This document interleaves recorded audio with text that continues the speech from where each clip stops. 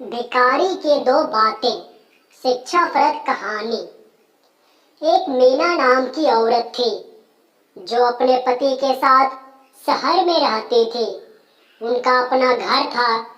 मीना का एक बेटा था जिसका नाम था राहुल।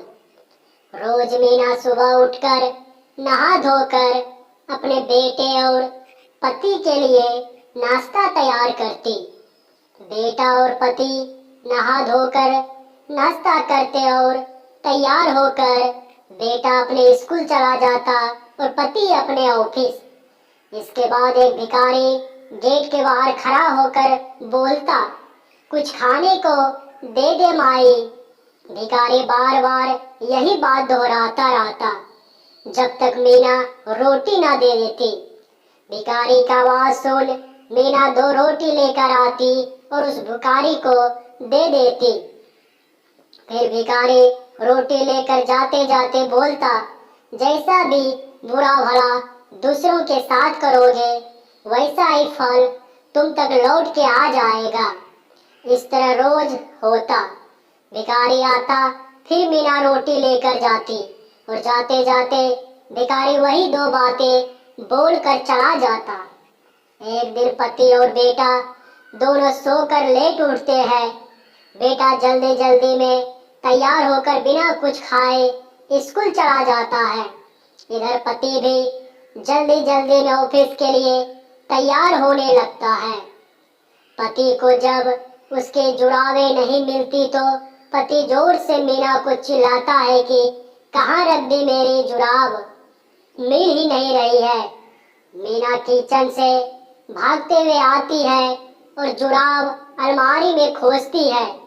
जुराब नहीं मिल रही होती तो पति मीना पर गुस्सा होने लगता है कि याद नहीं रहता तुम्हें, ना जाने कहाँ कहाँ रख देती हो।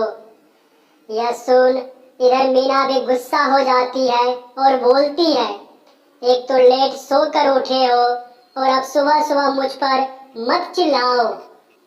दोनों की बहुत बहस होती है। आखिरकार जुराब मिल जाती है और पति बिना कुछ खाए गुस्से में ऑफिस चला जाता है।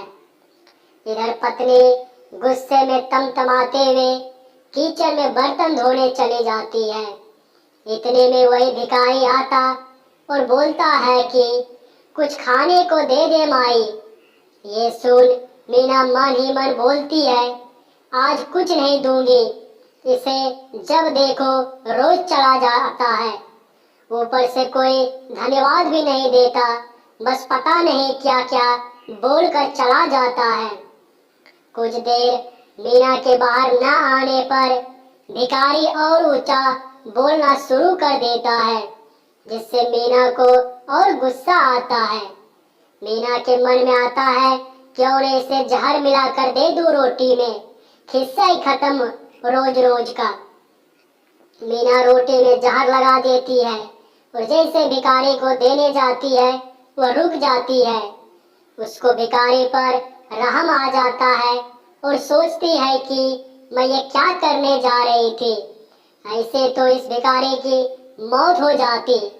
मीना तुरंत भागते हुए वापस घर जाती है और दूसरी रोटी लाती है, उस भिखारी को दे देती है।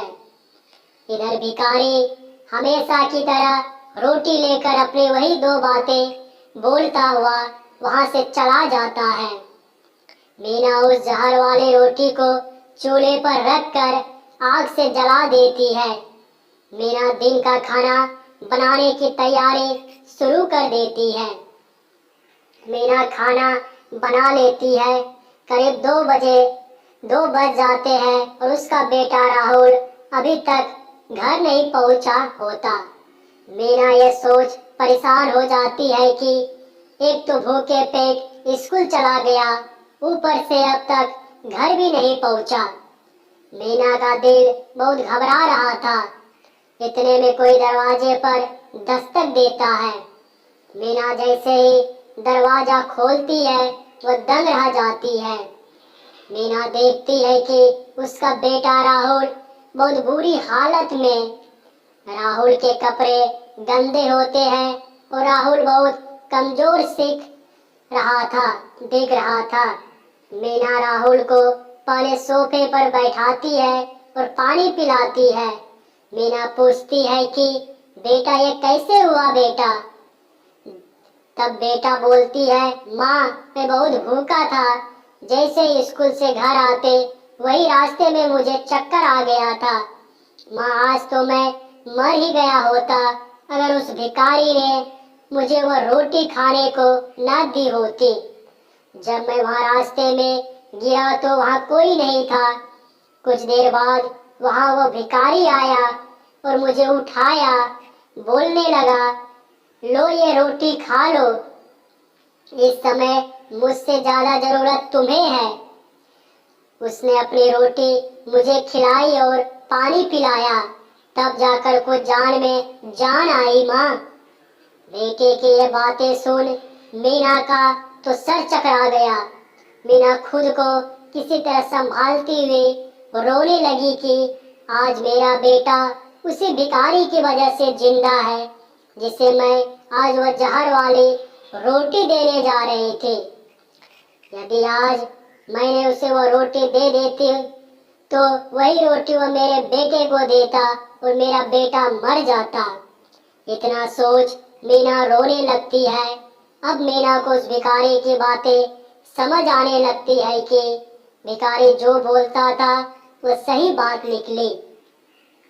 जैसा भी बुरा भला दूसरों के साथ करेंगे वैसा ही हम तक लौट के वापस भी आएगा।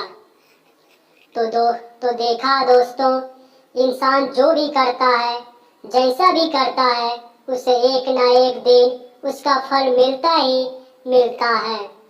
सोचो अगर उसने आज भिखारी को वह जहर वाली रोटी दे देती होती तो आज उसका बेटा जिंदा ना होता, या फिर अगर भिखारी खुद वो जहर वाली रोटी खा लेता तो न तो वह भिखारी बचता और न ही भूख से तड़प रहा उसका बेटा राहुल बचता। तो देखा, भगवान का न्याय जैसा करोगे वैसा भरोगे। हमेशा दूसरों का भला करो, आपका भी भला होगा। तो दोस्तों, कहानी कैसा लगा कमेंट में ज़रूर बताएं।